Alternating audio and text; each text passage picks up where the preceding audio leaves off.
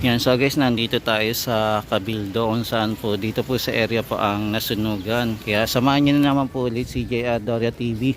Update lang po tayo dito sa area po ng Intramuros ngayong araw po ng April 2026. Silipin po natin etong mga kababayan natin na nasunugan po dito sa area ng Cabildo. Malapit po ito sa Anda Street po.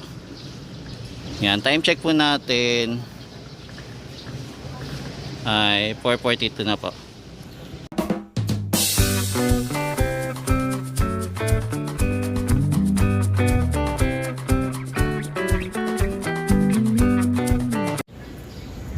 Ito, maganda din po yung building na to, no?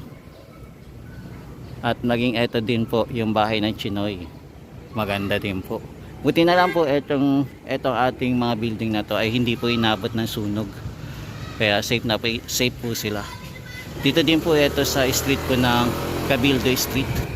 Ayan, part po ito. Tapos ito naman po yung Anda Street naman po. Ayan, maganda din po ang view dito. At saka ang ganda na po ng ating kalangitan, no? Blue sky.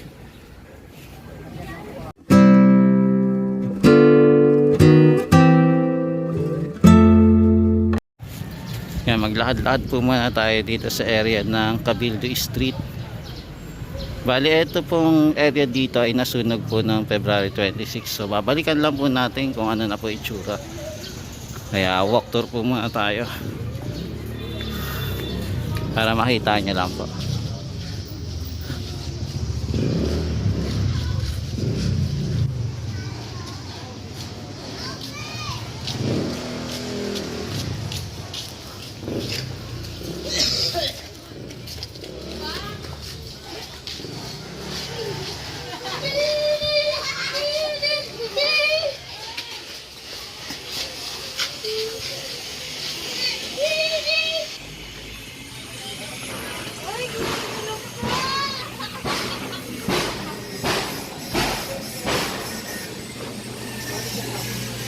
Yan, so ito na po yung itsura ng mga bahay nila. Inayos na po ulit.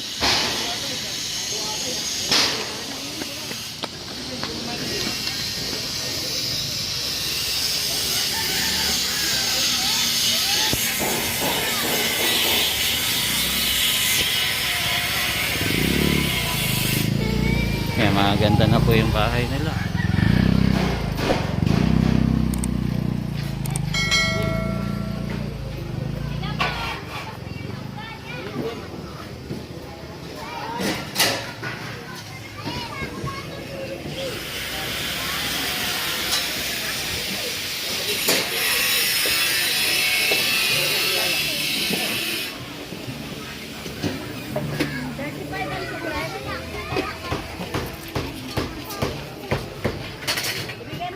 Yan, so ito po yung mga nasunog, pati po yung mga wiring nasunog.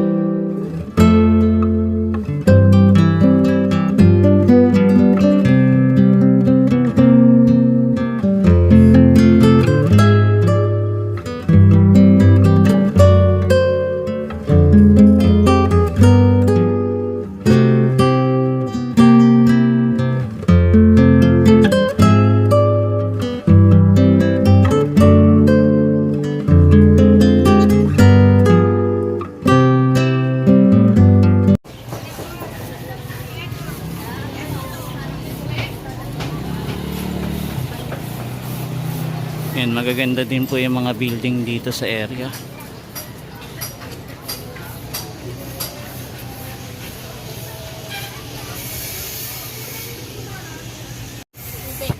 Yan, so ito na po yung mga kabahayan natin na nasunog po noong February 26. Ayan po, muli po silang bumalik at maayos na po yung kanilang tahanan. Yan, so kayo na lang po mag-comment kung ano masasabi niyo po sa mga nakatira po dito na ayan na nasunog po yung nakaraang buwan po. Halos 1 month na rin po ito simula nang nasunogan po itong area dito po sa Cabildo Street.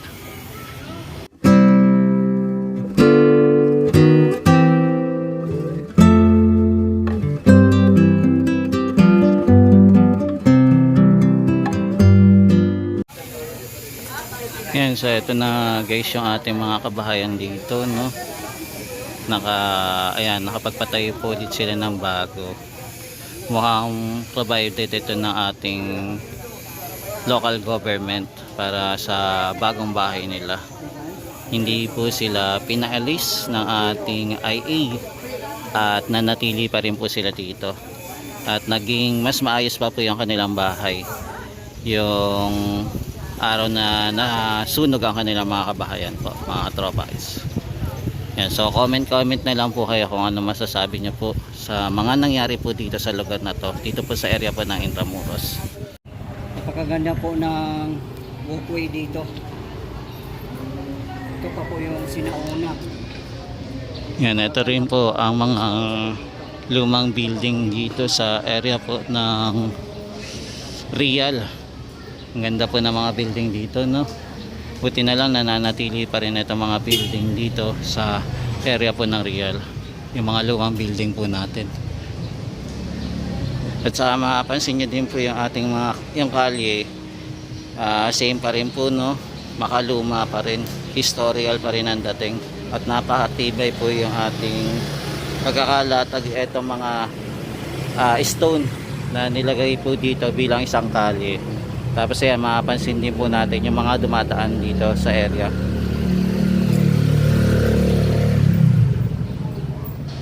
Ang kailangan lang talaga alagaan ng ating government itong area na to, no, para mas mapanatili po yung ganda ng ating history ng Pilipinas noong time ng panahon pa po ng mga Kastila, Amerikano, yan, at saka Hapon po na sumakop dito sa Maynila po.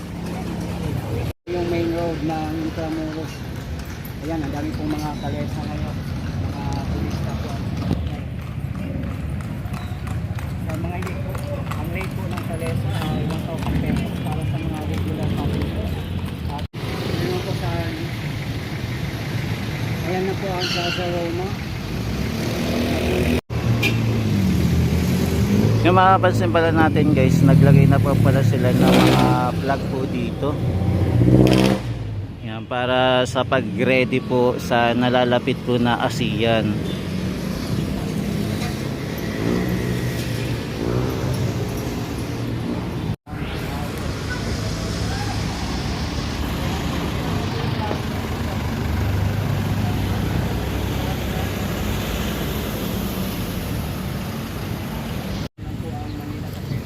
Ito pala ngayon ang itsura ng ating Plaza Roma. Nandito po tayo mga tropa sa Plaza Roma. Mukhang meron ganap dito sa area. Tapos mapapansin din po natin pala, bawal po muna tapakan itong ating mga damo. Ayan, may nakalagay po na warning itong yellow tape po. Yan, bawal pong pumasok. Parang may inaayos po sila dito. Ayan, meron po silang hinukay mga kababayan. Yan, so for the meantime, bawal po muna sa mga kababayan natin maglakad-lakad po dito sa may yard ng ating Plaza Roma. Dito po.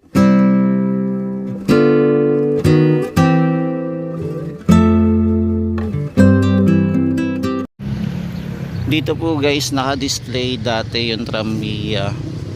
Ngayon tinanggal po muna. Ayan po yung trambiya, oh.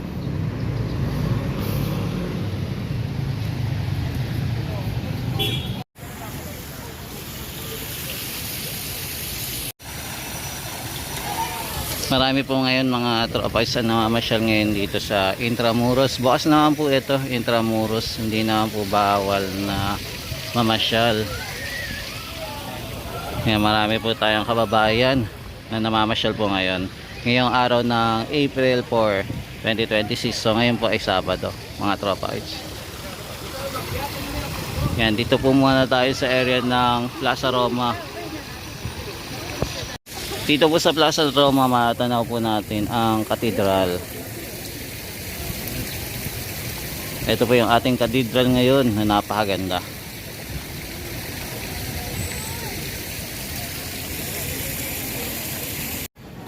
Dito po sa Manila Cathedral, may malapit po dito na kainan o kiosk o food stall, mga kababayan. So kung nagugutom po kayo, eto may malapit po dito na pwede po kayong kumain, mga tropa. Pili lang po kayo kung anong gusto nyong kainin, mga tropa. Tapos ang ganda din po yung kanilang kainan dito. Eto parang nipa yung kanilang tent po, no? Ayan yung kinakainan nila. Parang istro something o dayame. Ngayong araw po ng Sabado ay marami pong namamasyal ngayon. Lalo po pagdating po sa Linggo. Yan, mas marami pong mamamasyal. Ito na po yung Palacio de Governor.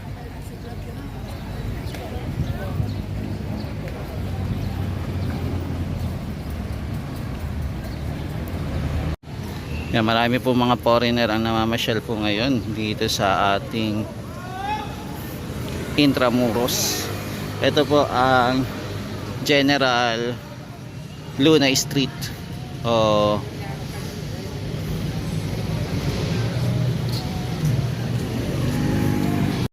dito po sa General Luna Street. Ito po yung pinaka main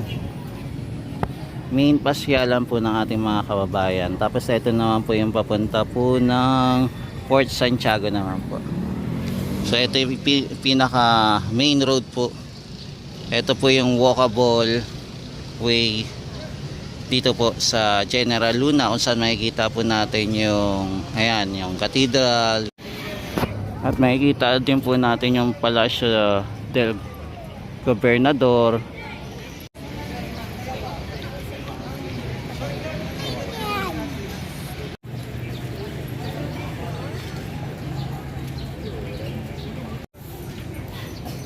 Daming namamasyal po ngayon, mga kababayan, maging ang mga foreigner po.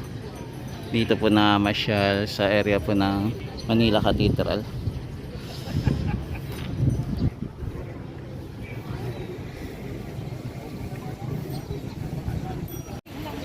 Taga Pasig din ako eh. Marami diyang ano doon. Pag mag-update kayo, madami din sa may Pasig. Sa mga flag control. Madalas din ako dyan sa...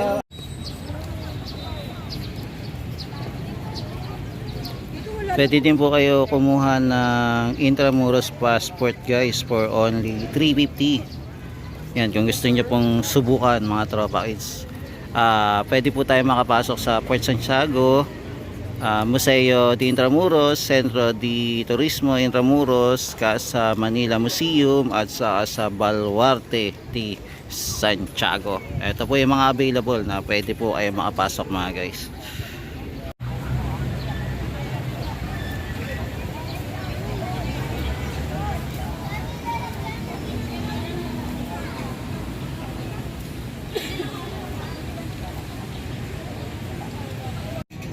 Dito naman po tayo sa church po ng Manila Cathedral. Ito pong Manila Cathedral po pala ay na rehabilitate na at maganda po na yung kanyang fasad. Bagong bago po, no? Ayan, nilagyan po ng guhit-guhit, maging ito po yung kanyang pinya. Ayan, ayos na rin po.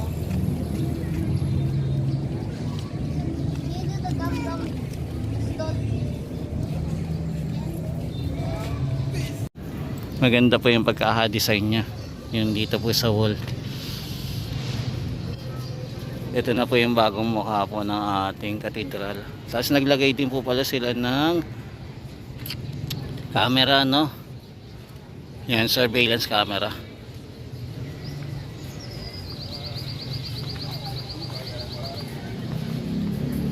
Yan, ganda po ng view dito.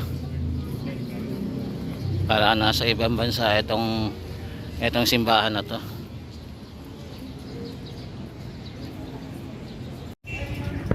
Yung street naman po ito ay Anda naman street, corner po ng General Luna. Dito din po may magandang museo din po dito, banda.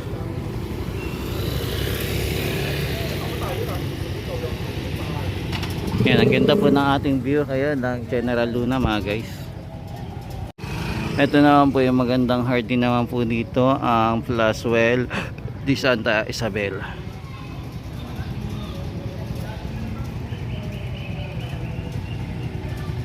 Yan, meron din po dito mga e-trike po na nag-aalok po kung gusto po nilang sumakay para mag-tour po dito sa Intramuros kung ayaw po nila maglakad.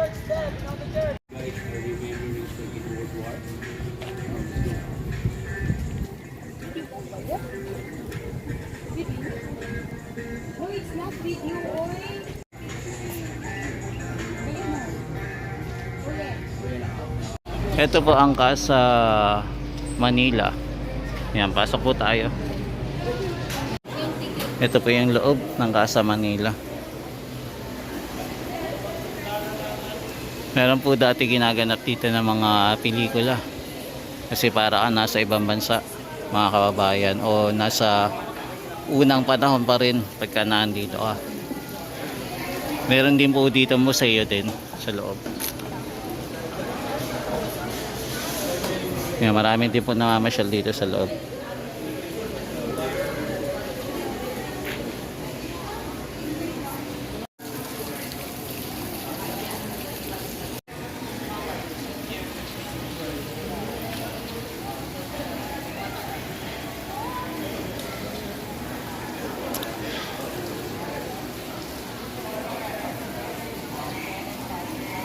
Yan, ang ganda po ng paligid dito sa Intramuros. Sana mga tropa is nakapasyal na po kayo dito at naligaw.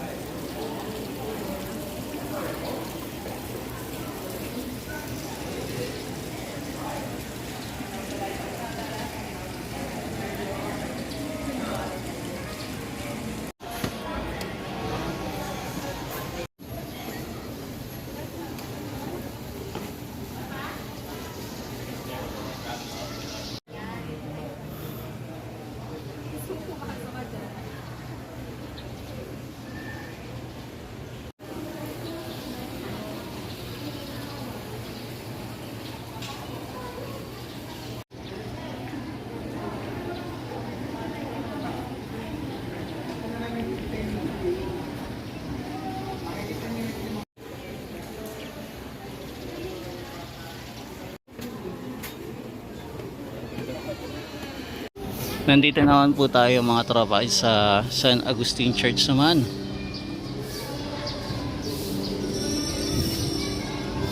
Meron na din po pala ulit na kainan dito sa Mercadillo. Binalik po ulit.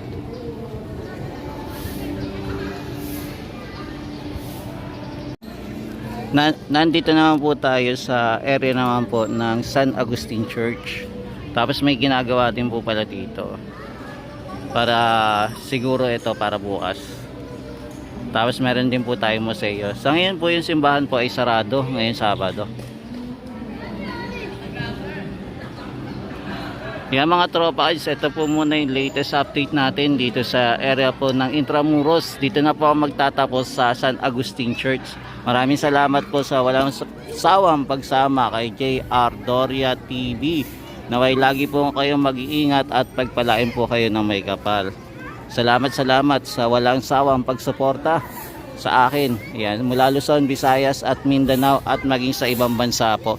Naway lagi po kayo mag-iingat at pagpalain po kayo ng may kapal. God bless po everyone. Yan, see you po ulit sa next vlog po natin.